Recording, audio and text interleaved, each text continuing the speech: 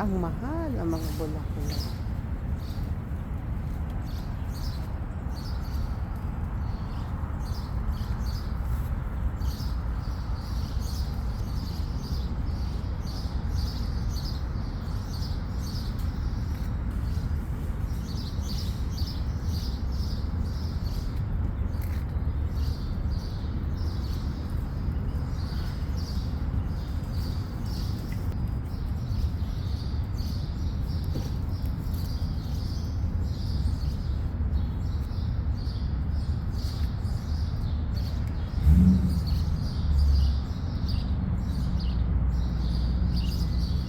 Ito, may malaki siyang variety.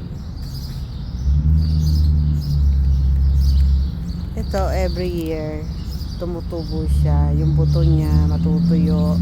Tapos mahuhulog dyan sa paso niya. Tapos yun ulit. Yun ulit yung tutubo. Pero in fairness, ang mahal. Tapos mamamatay lang. Ayun.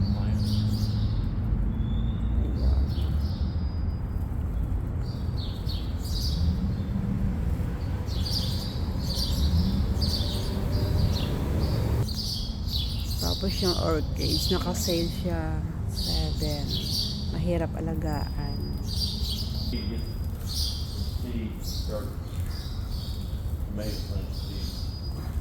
Tapos itong mga halaman na yan, meron yan sa atin.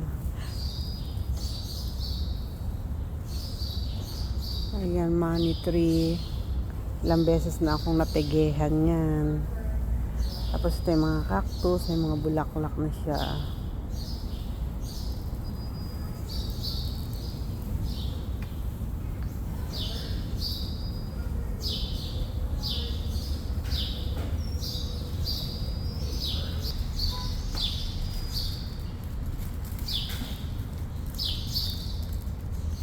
Amazing here.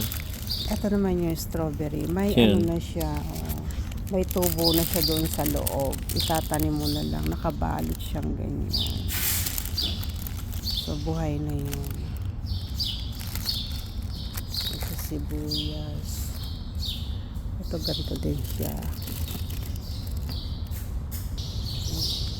Ito itatanim mo na lang. Ganyan siya. Oh. May mga tubo na siya. May mga tubo na siya dyan. Ayun, ang dami. Oh. Ito siya. Mga orchids. Ang gaganda ng kulay. Oh. Kaso hindi ako marunong mag-alaga niyan.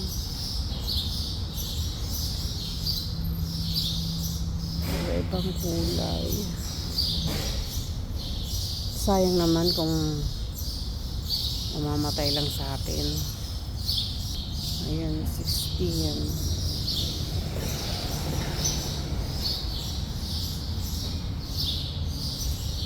Punta tayo dito sa labas.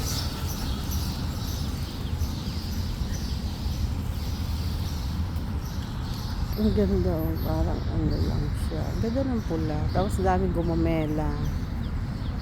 Kaso hindi nabuhay yun sa akin ganyan. Hindi dumiretso. Maganda na siya. May bulaklak na kaso.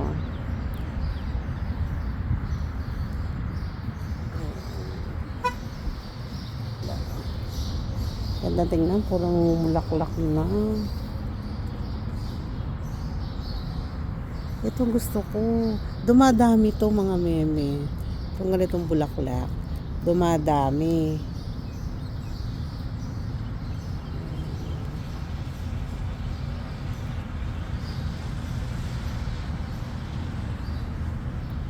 Balikan natin yan. Dito muna tayo.